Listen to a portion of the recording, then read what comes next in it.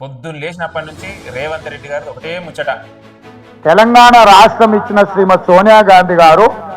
అసలు సోనియా ఎవరబ్బా? మరి సోనియా గాంధీ ఏం చేసింది? 1200 మంది చచ్చిపోయేదాకా ఏం చేసింది?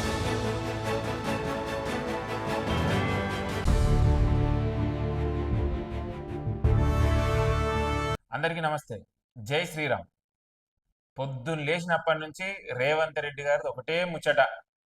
తెలంగాణను సోనియమ్మ తీసుకొచ్చింది. ఈ తెలంగాణ దేవత సోనియా గాంధీ అని ఒక వ్యక్తి పూజ చేయడం అనేది సీఎంగా నువ్వు ఒక కుర్చీలో కూర్చొని ఇది మాట్లాడడం దురదృష్టకరం.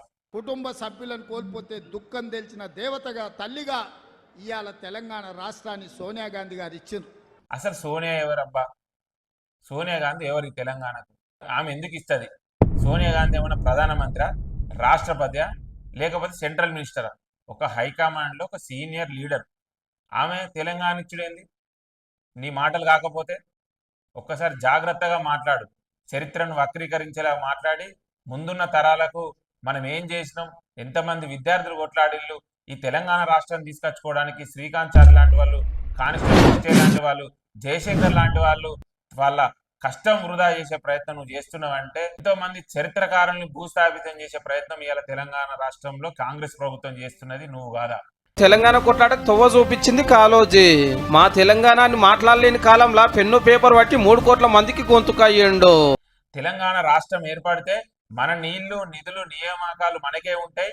స్వరాష్ట్ర సాధన ఖచ్చితంగా మనం తెచ్చుకోవాలన్న ఉద్దేశంతో ఎంతో మంది నిరుద్యోగులు, ఉద్యోగులు, విద్యార్థులు తమ ప్రాణాల సైతం కుటుంబాలను వదిలేసి ఇవాళ ప్రాణత్యాగం చేసుకుంటే మనకు తెలంగాణ వచ్చిందన్న విషయం మీరు గమనించాలి. రేవంత్ రెడ్డి గారు భువనగిరి గడ్డ మీదకెళ్లి ఊరూరా ఉద్యమ పాట అయినందుకు 17 ముక్కలయ్యింది బెల్లి లలితక్క.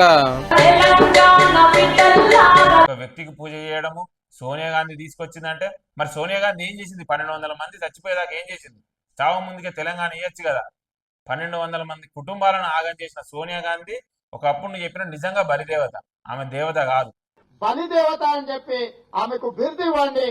అప్పుడు సరిగ్గా సరిపోతుంది ఆమె నైజానికి, ఆమె చేసిన నీచ. ఇదంతా గుర్తుపెట్టుకో. చరిత్ర పుటల్ని హీనం చేసేలా, చరిత్ర కాలాన్ని బొందబెట్టేలా మాట్లాడకూడదని. నీ మాటలల్లా అధికారంలో లేకపోతే బలిదేవత అయింది, అధికారం ఇచ్చి నిన్ను సీఎం పదవిలో కూర్చుని దేవత అయిందా? ఇంకొంతకాలం చూడు, నువ్వు ఆ పదవులు ఉండనే ఉండవు. అప్పుడు మళ్ళీ మాట్లాడతావా బలిదేవత మంచిది కాదు, ఈ రాష్ట్రానికి పడిన దరిద్రం అని?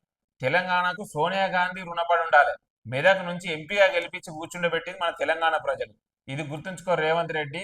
నువ్వు తెలంగాణ ఉద్యమంలో పాల్గొనకపోయినా కూడా తెలంగాణ రావడానికి ఎంతమంది కష్టం ఉంది, ఎంతమంది ఆత్మ బలిదానాలు చేసుకున్నారన్న విషయం నీకు తెలియాల్సి ఉంది. ఒకవేళ కనుక నీకు తెలంగాణ చరిత్ర తెలియకపోతే మమ్మల్ని అడుగు, మేము చెప్తాం. ఎన్ని మీటింగులు పెట్టిండో, ఎన్ని సంఘాలను కలిసిండో, ఎందరిని ఉద్యమంలోకి తెచ్చిండో లెక్కే లేదు. ఉద్యమానికి జీవితాన్ని త్యాగం చేసి పెళ్లి కూడా చేసుకోలే. ఏం జరిగిందని, కానీ చరిత్రను కాల రాసేలా నీ మాటలు ఉండకూడదని, ముందు తరాలకు ఏం జరిగిందో సుస్పష్టంగా తెలియజేయాల్సిన అవసరం మనకు ఉంది. సూటిగా చెప్పాలంటే తెలంగాణను తెచ్చింది ఎవరంటే ఒక వ్యక్తి కాదు, ఒక పార్టీ కాదు, ఒక హైకమాండ్ నిర్ణయం కాదు. తెలంగాణను తెచ్చింది తెలంగాణ ప్రజలు. తెలంగాణ అమరవీరుల ఆత్మత్యాగం, తెలంగాణ విద్యార్థుల రక్తం, ఉద్యమకారుల పోరాటం, బీజేపీ ఇచ్చిన స్థిరమైన మద్దతు. తెలంగాణ రావడానికి మూల కారణం ఏ ఒక్క వ్యక్తి కాదు, తెచ్చుకోవడం కూడా ఏ వ్యక్తి వల్ల సాధ్యం కాదు. 4 కోట్ల మంది ఆకాంక్షను నెరవేర్చిన 1200 మంది మా పిల్లల రక్తం, మా ఆకాంక్ష, మా మనోధైర్యం. బియ్యాల జనార్దన్ రావు, కొమరన్న, హక్కుల కోసం తనలన్న బుర్ర రాములు, తొలి మల్లి ఉద్యమాలలో కొట్లన్న ఆకుల భూమయ్య, తెలంగాణ కళా సమితి ఐలన్న. మన ఆత్మస్థైర్యం, వీరోచిత పోరాటంతో మాత్రమే ఈ తెలంగాణ ఏర్పడింది.